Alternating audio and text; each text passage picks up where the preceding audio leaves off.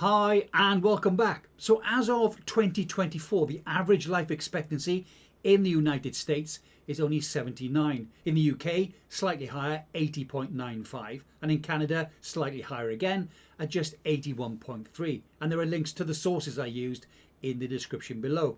Bear in mind that these are just averages. Some people are not going to get to that age. A key factor for this poor data is obesity and lifestyle related diseases. There are some that say it's also down to low physical activity.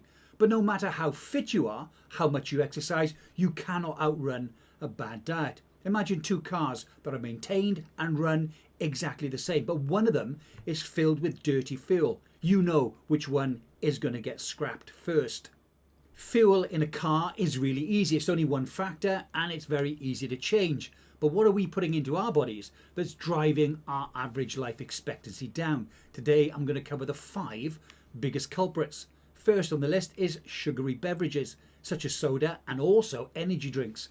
These are harmful because of their high sugar content, which can lead to a number of serious health issues.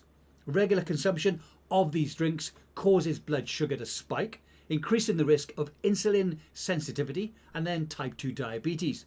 Excess sugar also contributes to weight gain, and that leads to obesity. This is because they fill our bodies with what we call empty calories, and they provide no nutritional value whatsoever. Equally, sugary drinks have been linked to an increased risk of heart disease, tooth decay, and also non-alcoholic fatty liver disease. These types of beverages also lack fibre, causing rapid absorption of sugar that negatively impacts our metabolic health. Second on the list are foods that are cooked in seed oils. These are oils such as soybean, corn, sunflower oil, canola oil, etc. They're high in omega-6 fatty acids, and this throws out the omega-3, omega-6 balance. The healthy ratio of omega-6 to omega-3 fatty acids is generally recommended to be between 1:1 and 4:1.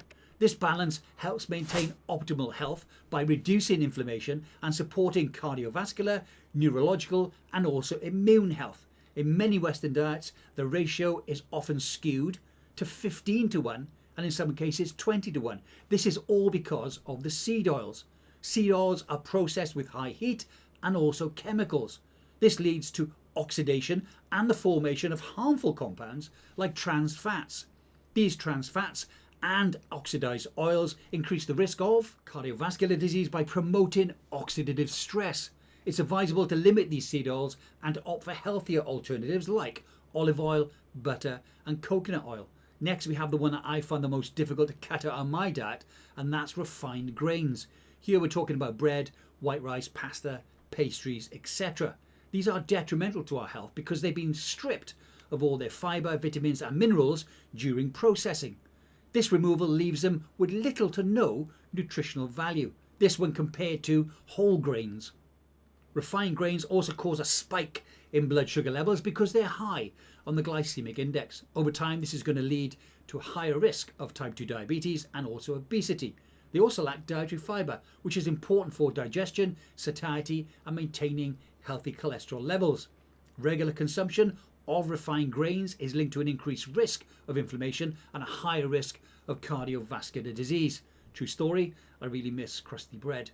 At 4, we've got the dreaded trans fats. These are also known as trans fatty acids. These are unsaturated fats that have been chemically altered through a process that's called hydrogenation. This makes oils solid at room temperature and increases their shelf life.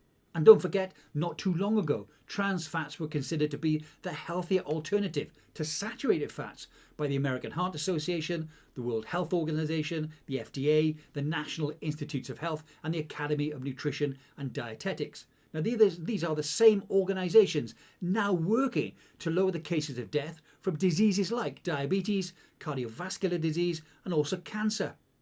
This may seem like a strange request, but if you're enjoying the video and you'd like to do me a solid, there's no need to give me a thumbs up. There's no need to subscribe. If you want to help, please share it. Anywhere is fine. Facebook, LinkedIn, Instagram, X, even Rumble. Really, anywhere is fine.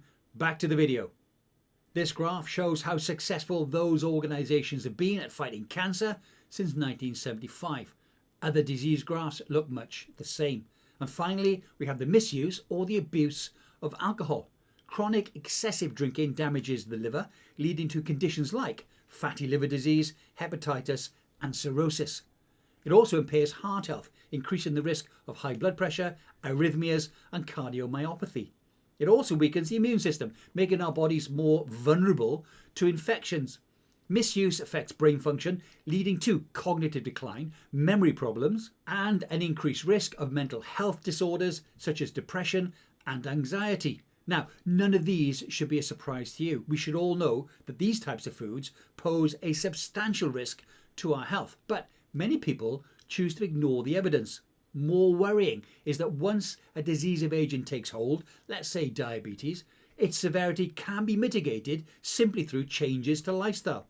What percentage of people, if given the choice of changing or dying, choose to actually die? I'll play a clip in just a moment, but for now, just think how many people do choose to die. Notion of change or die. Sure. And that when presented with the option to change or die, what percentage of people choose die?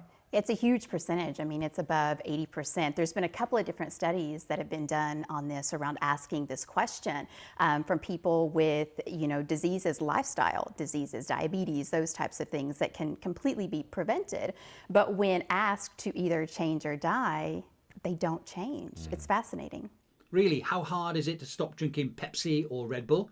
How hard is it to stop cooking with seed oils? Can you do without refined grains and trans fats? Can you cut back on your alcohol consumption? Eating a whole food diet isn't difficult. It just takes more time to prepare and cook the food. Believe me when I say no one is coming to save you, especially not Big Pharma or the government funded agencies that are actually tasked with doing it. The likes of the FDA, the AHA, the NIH, and the ADA, etc. It's all down to you. Will you be part of the 80% or will you be part of the successful 20%?